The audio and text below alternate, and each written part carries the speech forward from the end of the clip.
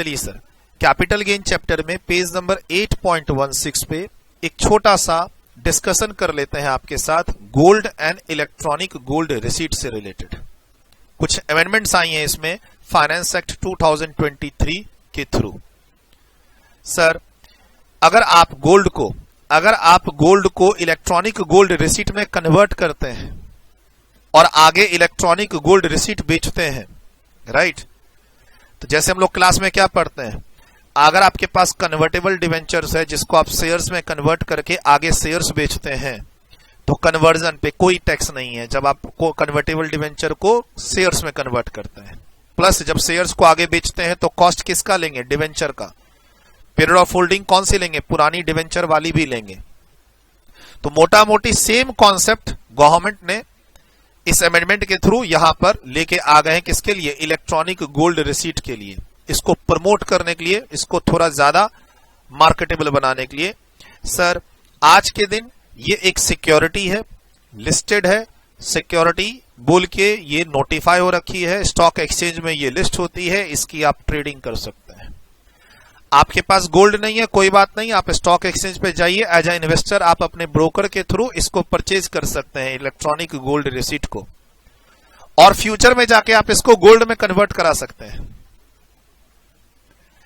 तो पॉइंट है कि अगर आपके पास गोल्ड है, आपके पास घर में फिजिकली गोल्ड है, ज्वेलरी है, तो आप इस वोल्ट मैनेजर, जो कि एक सेबी रजिस्टर्ड एंटिटी है, सेबी रेगुलेटेड एंटिटी है।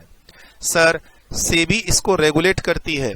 वोल्ट मैनेजर्स जो गोल्ड लेके उसको फिर मेल्ट करके उसकी प्योरिटी और वेट के हिसाब से आपको इलेक्ट्रॉनिक गोल्ड रिसीट इशू करते हैं। गोल्ड उनके पास चला जाता है, आपके पास क्या आ जाता है? इलेक्ट्रॉनिक गोल्ड रिसीट, जिसको आप स्टॉक एक्सचेंज में ट्रेड कर सकते हैं क्योंकि लिस्टेड होते हैं।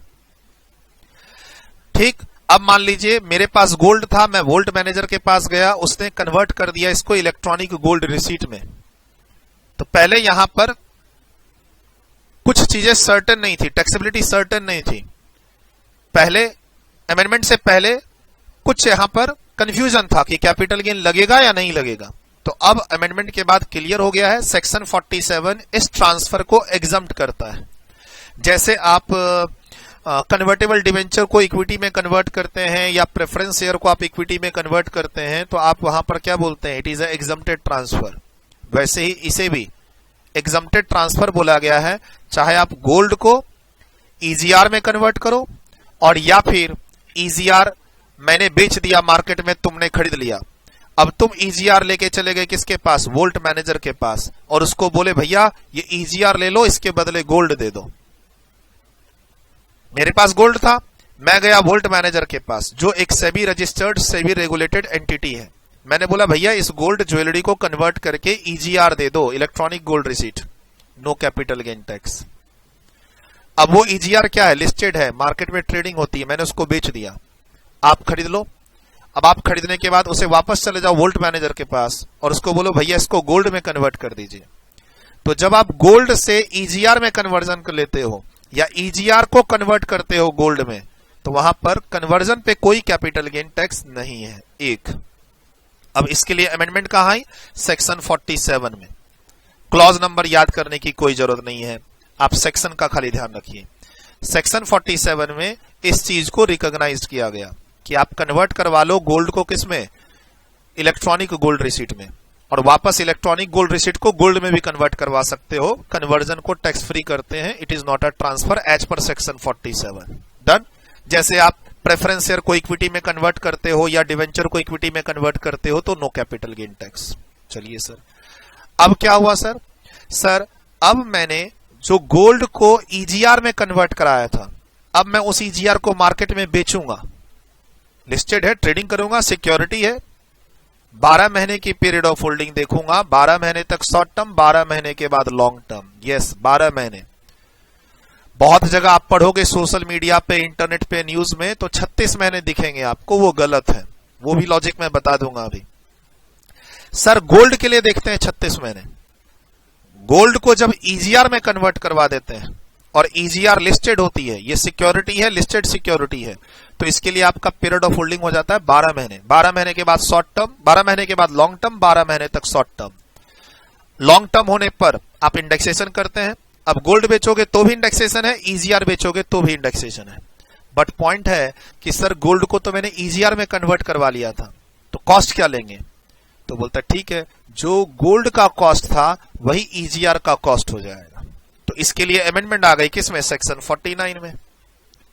क्या कि सर गोल्ड को ईजीआर में कन्वर्ट करोगे और ईजीआर बेचोगे तो उसकी कॉस्ट क्या लेंगे? जो गोल्ड की कॉस्ट थी। उल्टा, रिवर्स, सर अगर ईजीआर को गोल्ड में कन्वर्ट करके गोल्ड बेचेंगे तो गोल्ड की कॉस्ट क्या लेंगे? जो ईजीआर की कॉस्ट थी। ठीक, मेरे पास गोल्ड है, मैं उसको वोल्ट मैनेजर के पास गया, बोला ईजीआर में कन्वर्ट कर दो, ठीक कर दिया। अब वो आगे मैं फ्यूचर में बेचूंगा, कैपिटल गेन होगा। तो शॉर्ट टर्म लॉन्ग टर्म के लिए क्या देखना है? ईजीआर के केस में, इलेक्ट्रॉनिक गोल्ड रिसीट के केस में क्या देखना है? वो लिस्टेड है, सिक्योरिटी है, 12 महीने देखना है। 12 महीने तक शॉर्ट टर्म, 12 महीने के बाद लॉन्ग टर्म। कॉस्ट क्या लेंगे? जो गोल्ड की कॉस्ट थी। सर पीरियड ऑफ होल्डिंग लेंगे? सर पुरानी वाली लेंगे। सर पीरियड ऑफ होल्डिंग में भी अमेंडमेंट है। जैसे हम लोग डिवेंचर में पढ़ते हैं कि डिवेंचर को इक्विटी में कन्वर्ट करवा के अगर इक्विटी को बेचोगे तो डिवेंचर की पीरियड ऑफ होल्डिंग काउंट होगी। वैसे ही क्या ध्यान रखना है? अगर तुमने गोल्ड को ईजीआर में कन्वर्ट करवाया है तो गोल्ड की पीरियड ऑफ होल्डिंग काउंट होगी।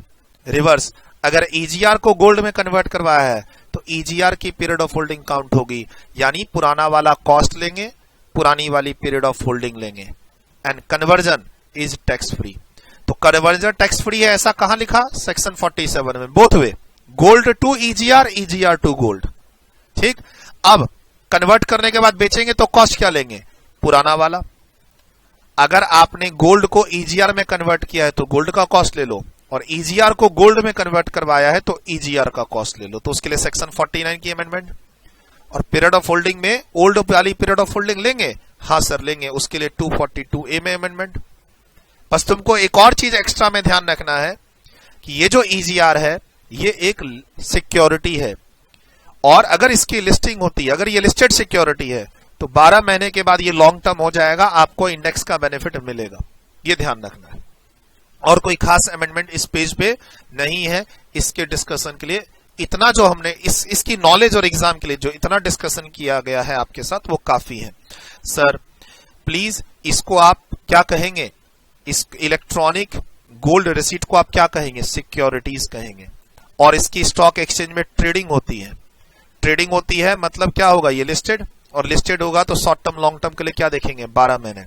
तो एक तो आप ये लिख दो क्या कि ये सिक्योरिटी है, इसकी स्टॉक एक्सचेंज में ट्रेडिंग होती है। डन। वीडियो रोक के लिखा। और एक चीज और जो, ताकि कंफ्यूजन ना हो किसी को भी। सर अभी मैं पढ़ा रहा हूं, आप रजिस्टर्ड स्टूडेंट्स हैं, सॉफ्टवेयर के थ्रू इस वीडियो को देख रहे हैं, या फिर ये वीडियो यूट्यूब पे आप देख रहे हैं as a part of amendments. अब पॉइंट क्या है? आप बच्चे पढ़ाई करें या ऑफिस में काम करें, इंटरमीडिएट के हो या फाइनल के हो, सब जगह ये एप्लीकेबल है। बट पॉइंट है क्या, जब इसके बारे में आप इंटरनेट पे पढ़ने जाओगे, इलेक्ट्रॉनिक गोल्ड रिसीट्स के बारे में जब आप इंटरनेट पे पढ़ने जाओगे तो काफी जगह ये लिखा हुआ मिलेगा कि इसमें पीरियड ऑफ होल्डिंग 36 महीने देखते हैं, 36 महीने तक शॉर्ट टर्म, 36 महीने के बाद लॉन्ग टर्म। ऐसा नहीं है। गोल्ड और ज्वेलरी में 36 महीने देखना है, इसमें 12 महीने। उसका लॉजिक मैं यहां दे रहा हूं। ठीक है, तो फैक्ट्स में जाया करो। बहुत बार बच्चे ना वेब पेज पे देख के मैसेज कर देते हैं मुझे कि सर इंटरनेट पे तो लिखा हुआ है 36 महीने, आप पढ़ा रहे हो 12 महीने। अरे भाई इंटरनेट पे भी तो जो लिखा हुआ है वो लिखने वाला ही तो कोई ह्यूमन ही तो है। उसके लॉजिक्स हो सकता है यहां पर अपडेटेड ना हो। अगर तुम इंटरनेट पे 10 वेब पेजेस पे जाओगे ना तो 10 में से 8 जगह आपको 36 महीने लिखा हुआ मिलेगा इसके बारे में। फैक्ट क्या है? सर ईजीआर यानी इलेक्ट्रॉनिक गोल्ड रिसीट जब शुरू में आया था ना, पहली बार जब आया था, तब ये सिक्योरिटी बोल के नोटिफाइड नहीं हुआ था। तो शुरू में एक्चुअली में इसमें 36 महीने ही देखते थे, 36 महीने तक शॉर्ट टर्म, 36 महीने के बाद लॉन्ग टर्म। लेकिन आगे जाके ये जो ईजीआर है ये सिक्योरिटी बोल के नोटिफाई हो गया। सेंट्रल गवर्नमेंट ने नोटिफिकेशन इशू करके इसको बोला ये सिक्योरिटी है। EGR is notified as a securities under section 2H2A of the Securities Contract Regulation Act 1956। ऐसा एक सेंट्रल गवर्नमेंट की तरफ से नोटिफिकेशन आ गया।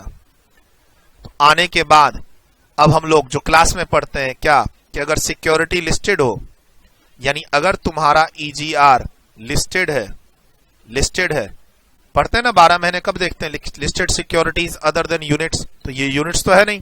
लिस्टेड सिक्योरिटीज के केस में क्या देखेंगे, शॉर्ट टर्म में 12 महीने, 12 महीने से ज्यादा है पीरियड ऑफ होल्डिंग तो लॉन्ग टर्म, और लॉन्ग टर्म है तो आप इंडेक्स का बेनिफिट दीजिएगा। अगर आपका ईजीआर का पीरियड ऑफ होल्डिंग कितना है, 12 महीने से ज्यादा, तो सर मान लीजिए आपने गोल्ड खरीदा, आपने गोल्ड बाय किया कब, 1 जून 2022 को, ठीक। अब आपने इसको कन्वर्ट करवा लिया किसमें, ईजीआर में, कब, मान लीजिए 1 मई 2023 को कन्वर्ट करा लिया, और ये लिस्टेड ईजीआर है। इसको जब आप सेल करेंगे फ्यूचर में, मान लीजिए आपने सेल किया है कब, 1/11/2023 को, ठीक। तो इसका पीरियड ऑफ होल्डिंग कहां से लेंगे, आपने क्या सेल किया, ईजीआर, लेकिन पीरियड ऑफ होल्डिंग कहां से लेंगे, जब से आपने गोल्ड खरीदा था 1 जून 2022 से कहां तक, जिस दिन सेल करते हैं उसके एक दिन पहले तक, 31 अक्टूबर 2023। सर ये लॉन्ग टर्म हो जाएगा as period of holding exceeds 12 months. ये इतना सिंपल है। सर आपके पास गोल्ड है 1 जून 2022 की, आपने इसको कन्वर्ट करा लिया ईजीआर में, सर यहां पर लग गया section 47 no capital gain on conversion. Gold is converted into a EGR, EGR is a security easily tradeable at a stock exchange. तो आपने वो लिस्टेड ईजीआर को फ्यूचर में स्टॉक एक्सचेंज के थ्रू बेचना चाह रहे हैं, बेचिए। पीरियड ऑफ होल्डिंग के लिए गोल्ड वाली पीरियड ऑफ होल्डिंग लेंगे, अभी पढ़ाया, ठीक। तो वो लेने के बाद ये क्या बन गया, लॉन्ग टर्म। अब मान लीजिए आपने गोल्ड खरीदा था, कॉस्ट ऑफ एक्विजिशन यहां पर 2 लाख रुपए में, और यहां पर इसकी फेयर मार्केट वैल्यू कितनी है, मान लीजिए 2,80,000 रुपए, जब आपने इसको कन्वर्ट कराया था ईजीआर में। और तो आगे जाके इसको सेल किया, सेल करते समय कॉस्ट ऑफ एक्विजिशन क्या लेंगे, पुराना वाला गोल्ड का जो कॉस्ट है वो लेंगे, कितना, 2 लाख रुपए लेंगे, ना कि एफएमबी। ये एफएमबी कंफ्यूज करने के लिए दी हुई है, कोई इसका यूज नहीं है। ये एफएमबी को हमेशा आपको हर पर्पस के लिए इग्नोर करना है। कॉस्ट क्या लेना है, गोल्ड वाला। अच्छा रिवर्स केस कि तुम्हारे पास ईजीआर था, तुमने गोल्ड में कन्वर्ट करा के उसको गोल्ड बेचा है, तो फिर गोल्ड में क्या देखेंगे, 36 महीने। बाकी पीरियड ऑफ होल्डिंग ऐसे ही करेंगे, पुराना वाला लेंगे, कॉस्ट भी पुराना वाला लेंगे। खाली जब आप ईजीआर से, ध्यान से देखिए, जब आप ईजीआर को गोल्ड में कन्वर्ट करा के सेल करोगे तो वहां पे पीरियड ऑफ होल्डिंग क्या देखना है, 36 महीने, क्योंकि वहां गोल्ड आप बेच रहे हो, ठीक। और अभी फिलहाल जब गोल्ड को आप ईजीआर में कन्वर्ट करा के ईजीआर बेच रहे हो, इलेक्ट्रॉनिक गोल्ड रिसीट, तो उस केस में फिर आपका पीरियड ऑफ होल्डिंग क्या हो जाएगा, 12 महीने, क्योंकि ये सिक्योरिटी है और लिस्टेड है। लिस्टेड ना हो तब तो कोई बात नहीं, तब तो 36 महीने है। लेकिन अगर ईजीआर आपका लिस्टेड है, सर अगर अनलिस्टेड ईजीआर हो तो, सर अगर मान लीजिए अनलिस्टेड ईजीआर हो तो 36 महीने। बट ईजीआर का कॉन्सेप्ट ही बेसिकली क्या है कि सेबी उसको रेगुलेट करना चाह रही है, सेबी उसको लिस्ट करवाना चाह रही है, इजिली मार्केटेबल एंड ट्रेडेबल बनाना चाह रही है। तो मोटा मोटी अब चलो एग्जाम के पॉइंट ऑफ व्यू से, अगर लिस्टेड ईजीआर हो, लिस्टेड सिक्योरिटीज 12 महीने, अदरवाइज 36 महीने। 24 महीने का स्कोप तो शेयर्स में होता है, लैंड बिल्डिंग में होता है, ये शेयर्स नहीं है, ये एक तरह का डिपॉजिटरी रिसीट्स है। तो कोई कंफ्यूजन नहीं होनी चाहिए कि अगर कोई आपको बोल रहा है कि ईजीआर में 36 महीने पीरियड ऑफ होल्डिंग देंगे, तो इतना काउंटर करना काफी है, ठीक है। बाकी आपने देखा पीरियड ऑफ होल्डिंग से रिलेटेड अमेंडमेंट्स कि पुरानी वाली पीरियड ऑफ होल्डिंग लेनी है बोथ वे में, चाहे ईजीआर गोल्ड में कन्वर्ट हो या गोल्ड ईजीआर में कन्वर्ट हो, पुराना वाला कॉस्ट लेना है और कन्वर्जन टैक्स फ्री है। बस मोटा मोटी गोल्ड और ईजीआर से रिलेटेड यही अमेंडमेंट्स है।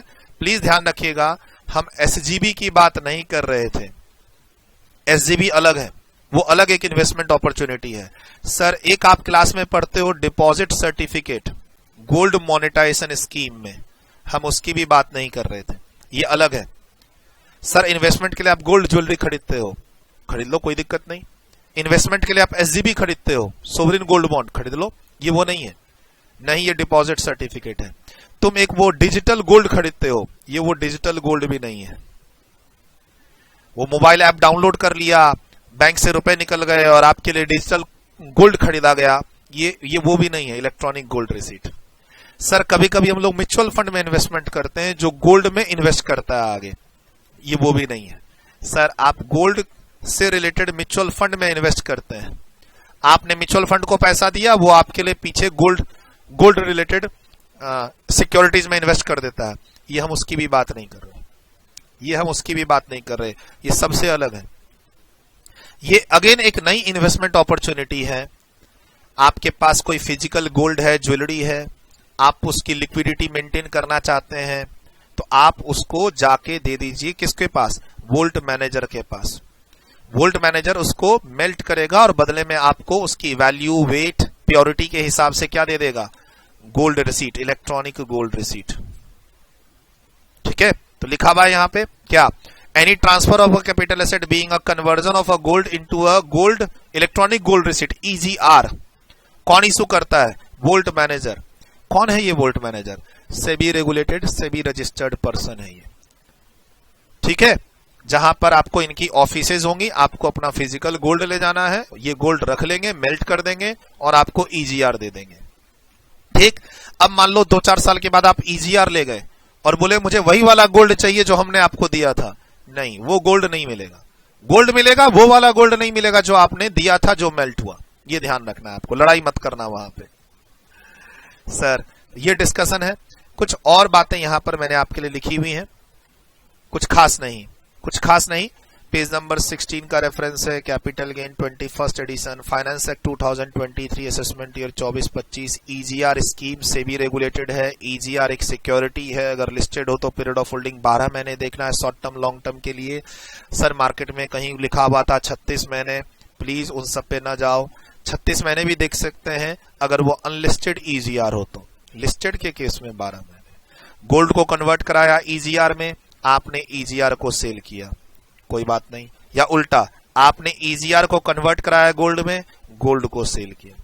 तो जब गोल्ड को सेल करते हैं तो पीरियड ऑफ होल्डिंग 36 महीने देखनी है, और जब EGR जो आगे लिस्टेड है तो देखनी है 12 महीने। अगर वो EGR अनलिस्टेड है मान लो तो देखनी है 36 महीने। वोल्ट मैनेजर इशू करता है, सेबी रेगुलेटेड होते हैं। ठीक, अब EGR बेचोगे तो कॉस्ट गोल्ड का ले लेना, पीरियड ऑफ होल्डिंग गोल्ड का भी लेना। नहीं सर मैं तो गोल्ड बेच रहा हूं, EGR को कन्वर्ट करवाया था, तो फिर कॉस्ट EGR का लेना, पीरियड ऑफ होल्डिंग EGR का भी लेना, बस इतनी ही बात है। फिनिश। मतलब मोटा मोटी समझो कि एक ही बात को मैंने अभी क्लास में पिछले 10-15 मिनट में 2-3 बार आपको बता दिया है, गलती नहीं होनी चाहिए आपसे एग्जाम में इस अमेंडमेंट को लेके, इस डिस्कशन को लेके। और इलेक्ट्रॉनिक गोल्ड रिसीट को आप कंफ्यूज मत करना कि sir is talking about digital gold और talking about a mutual fund who is investing into a gold, और sir is talking about deposit certificate जो पहले पेज पे पढ़े थे आप, वो सब अलग है। इनफैक्ट सोवरिन गोल्ड बॉन्ड का कॉन्सेप्ट भी अलग है, ये ऑल टुगेदर एक नया कॉन्सेप्ट है, सबसे डिफरेंट। डन, वीडियो रोक के लिख लिया। जो बच्चे YouTube पे एज ए अमेंडमेंट इस वीडियो को देख रहे हैं, डिस्क्रिप्शन में जाओगे तो आपको 21st एडिशन की बुक्स के लिंक मिलेंगे टेलीग्राम चैनल के, वहां से आप डाउनलोड कर सकते हो। कैपिटल गेन में और भी अमेंडमेंट्स हैं, बट वो topic wise, section wise YouTube पे आते रहेंगे। लिख लिया इसको वीडियो रोक के।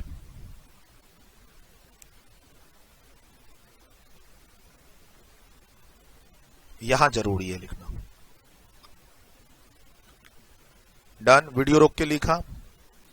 और ये बहुत जरूरी है, प्लीज अगर किसी से डिस्कशन हो और कोई बोले कि नहीं 36 महीने, तो ये सारा लॉजिक समझा देना, उसको चिपका देना कि भाई ये सिक्योरिटी बोल के सेंट्रल गवर्नमेंट ने नोटिफाई कर दिया है, तो period of holding listed security के केस में हम 12 महीने देखते हैं, तो अगर EGR लिस्टेड हो तो हम 12 महीने ही देखेंगे। ठीक, और प्लीज मैं बोल रहा हूं यहां पे, मैं अपना काउंटर भी दे रहा हूं कि अगर तुम इंटरनेट पे जाओगे पढ़ने के लिए तो मोस्टली पेजेस पे तुमको 36 महीने तक शॉर्ट टर्म, 36 महीने के बाद लॉन्ग टर्म की बात लिखी हुई मिलेगी, वो गलत है। 36 महीने कब, जब अनलिस्टेड EGR की बात हो, गोल्ड की बात हो। लेकिन अगर लिस्टेड ईजीआर की बात होगी, वो सिक्योरिटी बोल के डिफाइंड हो चुका है, 12 महीने देखेंगे। ये नीचे वाला एग्जांपल जरूर लिख लेना। गोल्ड बाय किया था, फिर गोल्ड ईजीआर में कन्वर्ट हो गया, फिर आपने आगे लिस्टेड ईजीआर को बेचा है। पीरियड ऑफ होल्डिंग क्या लेंगे, कॉस्ट क्या लेंगे, एफएमबी का क्या करेंगे।